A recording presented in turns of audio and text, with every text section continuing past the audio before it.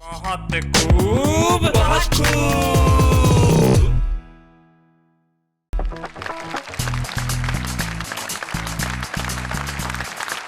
नमस्कार, आ गया है आपका दोस्त शैलेश लोढ़ा आपसे बातचीत करने के लिए उस कार्यक्रम में जिसका नाम है बहुत खूब। जिंदगी में अगर बातचीत की जाए तो बड़े कमाल के रंग निकल के आते हैं। जैसे पति पत्नी आपस में बात कर रहे थे तो पत्नी ने पति से मनाते हुए अंदाज में कहा, देखो जी अगले हफ्ते ना हम पूरे हफ्ते फिल्म देखने जाएंगे। पति बेचारा क्या बोलेगा, और देखो जी उसके अगले हफ्ते ना हम पूरे हफ्ते ना रेस्टोरेंट्स में खाना खाने जाएंगे। पति फिर चुप, हाँ, उसके अगले हफ्ते है ना हम पूरे हफ्ते शॉपिंग करेंगे। फिर पति बोला, उसके अगले हफ्ते है ना हम पूरे हफ्ते मंदिर जाएंगे। बोले क्यों? भीख मांगेंगे। जब इतना सब कुछ करेंगे तो जिंदगी में ये कहाँ रहेगा? ये बड़ा जरूरी है। लेकिन कुछ लोगों के पास ये न हो, लेकिन वो होता है जो इस धन से बड़ी ताकत रखता है। आइए मिलते हैं उनसे जो आज के एपिसोड में आपको और हमें दोनों को इस धन की वर्षा करके रससिक्त करेंगे। हमारे साथ हैं डॉक्टर शैलेश। आप हैं? अच्छा, जहां तक मेरी जानकारी है तकनीकी रूप से मैं एक पुरुष हूं और मेरा नाम शैलेश है। मुझे लग रहा था शैलेश के रूप में कोई पुरुष ही आएगा। तो चलिए, इधर एक शैलेश है, उधर एक शैलेश है, मतलब आज का एपिसोड विशेष है। तो चलिए इस विशेष को और विशेष बनाते हैं और हम बुलाते हैं आपके साथ ही, आपके साथ हैं हापुड़ उत्तर प्रदेश के डॉक्टर राकेश अग्रवाल।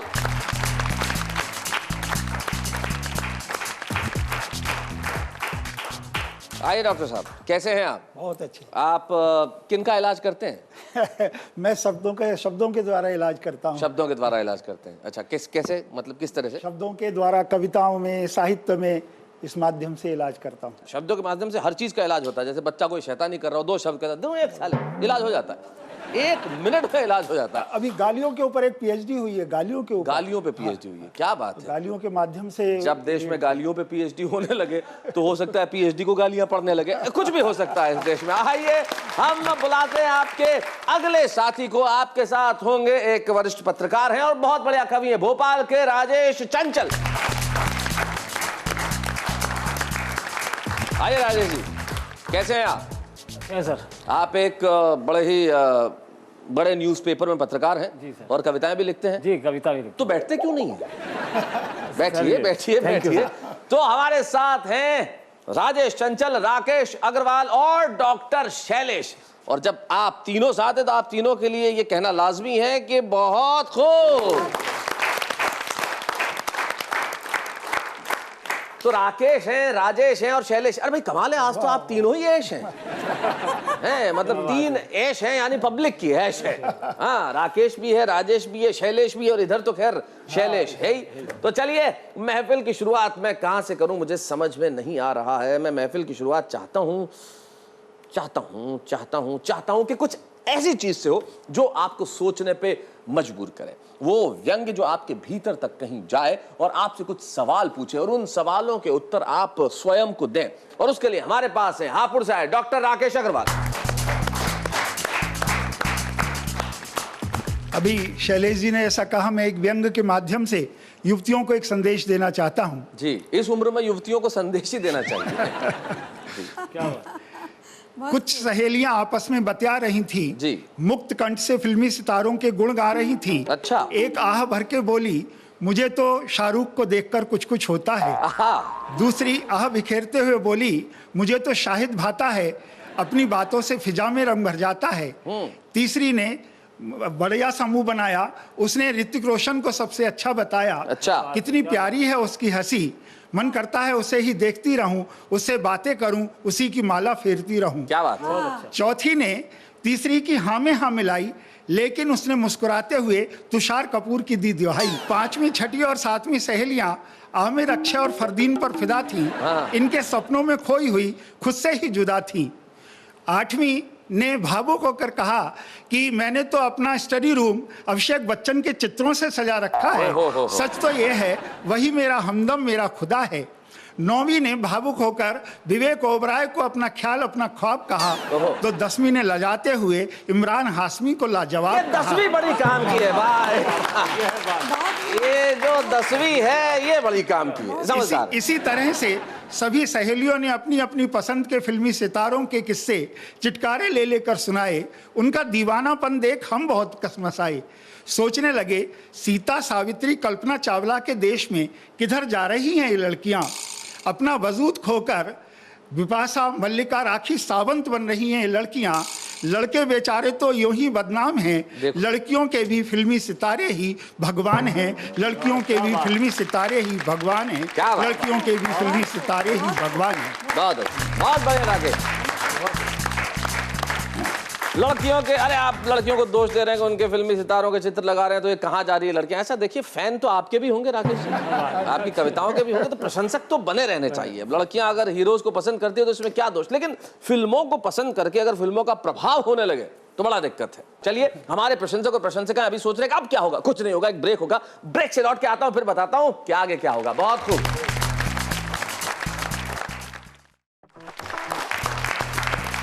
लौट आए हैं हम आप ही के प्रिय कार्यक्रम में। बहुत खूब में इस वक्त हमारे साथ डॉक्टर शैलेश है, राजेश चंचल हैं और राकेश अग्रवाल जी है।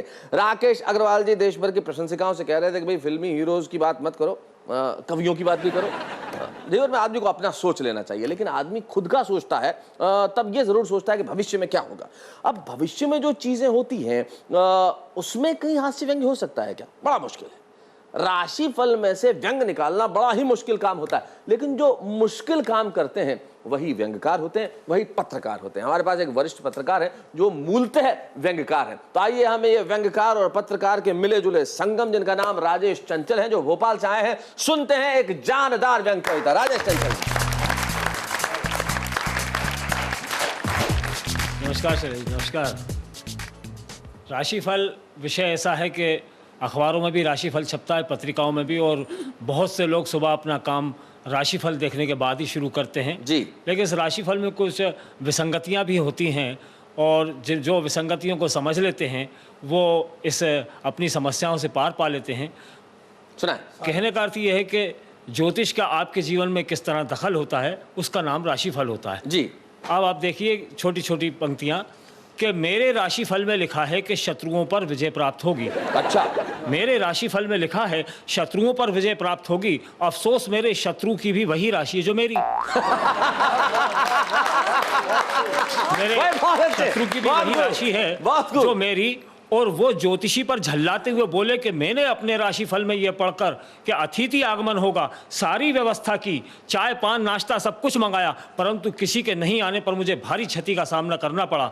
तो ज्योतिषी ने स्थिति को समझा और उन्हें समझाया कि महोदय आपने राशिफल पूरा नहीं पढ़ा, उसमें आगे यह भी लिखा था कि इस माह में व्यर्थ के खर्चे होंगे। इस माह में। सही बात है। वैसे इसका इलाज ज्योतिषी दूसरे ढंग से भी कर सकता है। जैसे आपने कहा कि आपने लिखा था कि अतिथि आएगा, आया नहीं, तो ज्योतिष ने ये कहा कि भाई सारे के सारे ज्योतिष थोड़े ही फलते हैं, अगर कोई अतिथि नहीं आया तो हम चलते हैं। क्या बात है सर, ये भी हो सकता है। बहुत खूब। वो जो अब दूसरी पंक्ति देखिए आप कि वो विदेश यात्रा पर जाने के लिए रात को सारी तैयारी करके सोया। अच्छा। सुबह वो उठा, विदेश यात्रा पे जाने के लिए सारी तैयारी करके रात को सोया। सुबह उसने अखबार पढ़ा और अखबार में उसने अपना राशिफल भी पढ़ लिया। उस राशिफल में लिखा था, उसके अपने राशिफल में लिखा था कि यात्रा स्थगित करना पड़ सकती है। वो ये लाइन पढ़कर थोड़ा सकपकाया, फिर मुस्कुराया और सोचने लगा ऐसी तो कोई वजह नहीं है कि मैं आज अपनी यात्रा स्थगित करूं। लेकिन उसने अखबार बंद करते करते उसकी नज़र अपनी पत्नी के राशिफल पर भी पड़ गई। उसने कहा चलो ये भी पढ़ लेता हूं, और उसने अपनी पत्नी का राशिफल पढ़ा। उसमें लिखा था, उसमें पत्नी के राशिफल में लिखा था कि पड़ोसी से संबंध अच्छे बनाए रखें, आज रोमांस के लिए दिन अच्छा है। और उसने जब ये पढ़ा तो निश्चित है कि यात्रा स्थगित कर दी। बहुत बढ़िया राजेश जी, बहुत अच्छे। दो लोग आपस में चाकू लिए थे और झगड़ा कर रहे थे। दो लोग आपस में चाकू लेके झगड़ा कर रहे थे। एक तीसरा व्यक्ति वहां से निकला। जब उसने दोनों को झगड़ते हुए देखा तो उसने सोचा कि मैं बीच बचाव करता हूं, लेकिन उसने बीच बचाव करने का उसका तरीका बड़ा अलग था, अनूठा था। वो अपने हाथों का इस्तेमाल ना करके दोनों को हाथों से हटाने के बजाय एक एक लात मारता था और कहता था चलो हटो, लड़ना अच्छी बात नहीं है, चलो हटो, लड़ना अच्छी बात नहीं है। जो लड़ रहे थे व्यक्ति, उनके समझ में आई बात कि ये कैसा व्यक्ति है जो बीच बचाव करने में हमें लाते मार रहा है। उन दोनों ने आपस में लड़ना छोड़ा और उस व्यक्ति की पिटाई कर दी। मामला अदालत तक पहुंच गया। तो मजिस्ट्रेट ने दोनों आरोपियों से कहा कि भाई ये तो बीच बचाव कर रहा था, ये तो शरीफ व्यक्ति है, तुम दोनों ने ऐसे क्यों मारा? उन्होंने कहा हुजूर इसी से पूछिए, ये बजाय हाथों के अपने हमें लाते मार रहा था, ऐसा कैसा बीच बचाव? तो मजिस्ट्रेट ने उससे कारण पूछा तो उसने कहा माई बाप मैं क्या करता, आज मैंने सुबह अपने राशिफल में पढ़ा था कि जोखिम के कामों में हाथ ना डालें, जोखिम के कामों में हाथ ना डालें, बहुत बढ़िया। जोखिम के कामों में हाथ ना डालें। और इसी तरह राशिफल पे देखिए कि एक व्यक्ति ने अपने राशिफल में पढ़ा कि सूचना मिलेगी, लेकिन उस सूचना मिलते ही आपका मन अशांत हो जाएगा और फिर घर में भी अशांति फैल जाएगी। जिस दिन उसने ये पढ़ा उस दिन उसे सूचना मिली, उसके पत्नी ने उसको SMS किया था मैं अपने मायके से कि मैं शाम की गाड़ी से वापस लौट रही हूँ। एक राशिफल की इसमें आपको एक छोटी सी पंक्ति है, उसमें मैंने सवाल उठाया है कि जाते जाते ये सवाल छोड़ जाइए जनता के लिए। पत्र मिलेगा लेकिन यात्रा होगी किंतु प्रियजन से भेंट होगी, परंतु मैं बहुत परेशान इस लेकिन किंतु परंतु से सोचता हूं कि काश इस लेकिन किंतु परंतु को किसी ने ज्योतिष शास्त्र हटा दिया होता तो कितना अच्छा होता। इसमें ज्योतिषियों का नहीं बल्कि सारे जगत का भला होता, सारे जगत का भला होता। क्या बात, वाह वाह, बहुत बढ़िया, बहुत बढ़िया राजेश चंचल जी, आपने कमाल कर लिया। बहुत बढ़िया, ज्योतिष में मतलब बहुत अच्छी बात थी एक तो कि भाई पति ने पढ़ा कि यात्रा स्थगित होगी और नहीं करना चाहता था, और पत्नी के राशिफल में लिखा था कि भाई रोमांच के लिए अच्छा दिन है तो यात्रा स्थगित करनी थी, वरना अगर भविष्य की तरफ नहीं देखता तो वर्तमान खराब होने की पूरी संभावना थी। लेकिन राजेश चंचल जी ज्योतिष जीवन में कुछ अच्छे काम भी करता है, जैसे अभी हमारे दर्शकों का मैं भविष्य जानता हूँ। जी जी जी, बहुत अच्छी तरह से मुझे पता है, मैं इनका राशिफल बता सकता हूँ। आज के इनके राशिफल में है बहुत खूब देखेंगे, क्या बात है, क्या अच्छी कविताएं सुनेंगे, क्या बात है, खूब हंसेंगे, और जब राजेश चंचल जी सुना देंगे उसके बाद एक ब्रेक होगा और ब्रेक से फिर मैं लौट के आऊंगा। कहते हैं बहुत खूब।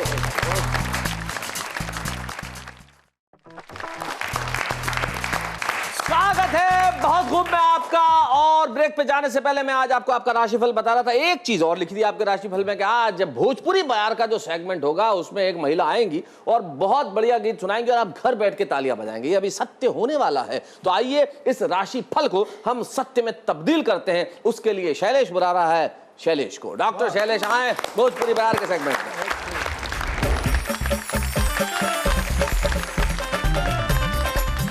भोजपुरी में एक रचना मैं सुनाती हूँ, और मगर उसमें ये है कि ध्यान रखिएगा आप शैलेश लोढ़ा जी को, क्योंकि इनके प्रशंसक बहुत सारे हैं, और अगर इनको भोजपुरी बनारस का एक जवान दिखना हो शैलेश जी को तो क्या कैसे दिखेंगे? वो तस्वुर है इस रचना का। ये मतलब पड़ोसी देश की मिसाइल का हमला सीधा भारत से ही हो रहा है। चलिए। चाभ है बनारस का पान, ओ चाभ है बनारस का पान, मुरा बलमा रसीला, अरे बलमा वो बाका जवान, है बलमा वो बाका जवान, वो दिल का रंगीला। क्या बात है। अरे चाभ है बनारस का पान, मुरा बलमा रसीला। तो देखिए कि लंबी पतलू नवा पर कलीदार कुर्ता, ऊपर बांधेला गमछा पीला, लंबी पतलू नवा पर कलीदार कुर्ता, ऊपर बांधे उ गमछा पीला, अरे माथे तिलक जोरदार, मुरा ओ चाभ है बनारस का पान, मुरा बलमा रंगीला। तो धूप का चश्मा और हाथ में मोबाइल, ऊपर कसल चढ़ल मोटर बाइक, धूप का चश्मा और हाथ में मोबाइल, ऊपर चढ़ल कसल मोटर बाइक, अरे छाटेला दुनिया का ज्ञान, अरे छाटेला दुनिया का ज्ञान, मुरा बलमा रंगीला, अरे बाका वो दिल का जवान, पर है वो हठीला, अरे चाभ है तो रंग बादसिया, रंग बादेसिया और ठाट अंग्रेजिया, ऊपर बोलेला बोल भोजपुरिया, हाय। रंग बादेसिया और ठाट अंग्रेजिया, ओ पर बोले ऊ बोल भोजपुरिया, अरे छानेला ठंडई और भांग, छानेला ठंडई और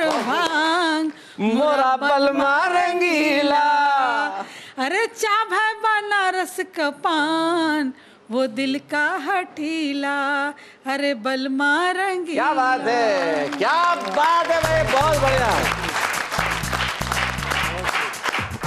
चाबे बनारस का पान, मोरा बलमा रंगीला, भाई बहुत बढ़िया, बहुत बढ़िया। शैलेश जी, शैलेश का जो वर्णन भोजपुरी अंदाज में किया भाई, वो कमाल है, अद्भुत है, अनुपम है, अद्वितीय है। आपके लिए तालियां जोरदार शैलेश जी, भाई बहुत बढ़िया।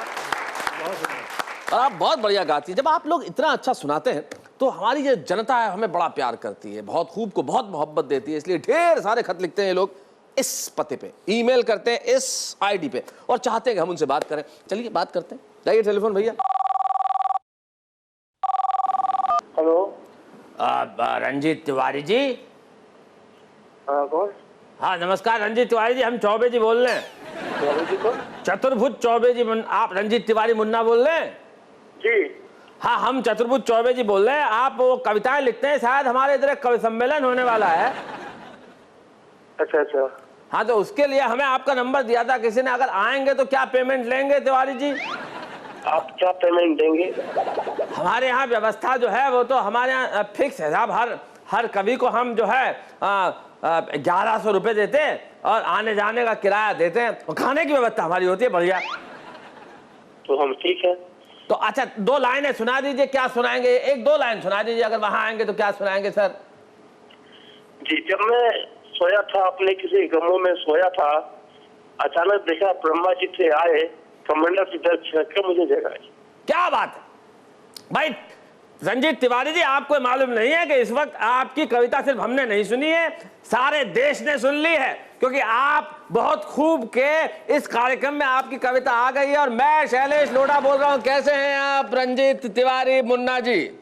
मेरे अहोभाग्य सर कि अभी थोड़े पहले आपका रिपीट कार्यक्रम देख के मैं सो रहा हूँ जी, इसलिए मैं अभी आपकी आवाज पर गौर नहीं कर पाया। जी जी, लेकिन अब तो तय हो गया कि 1100 रुपए में आना पड़ेगा। देखिए तिवारी जी, आज आना ही काफी है सर, 1100 तो बड़ी चीज नहीं है। क्या बात है, आपका आ जाना ही काफी है। रंजीत जी आपका बात करने का हमसे बहुत बहुत शुक्रिया, बहुत मजा आया। और इसी तरह से आप बहुत खूब देखते रहिए, हमसे बातें करते रहिए। और आप भी इस वक्त मुझे सुन रहे हैं, देख रहे हैं, हो सकता है कोई चतुर्भुज चौबे जी आपके घर में पहुंच जाए, किस दिन कहे कि कविताएं सुनाइए, तो फिर आप कहिएगा कि लीजिए ये सुनिए कविता, और हम कहेंगे बहुत खूब।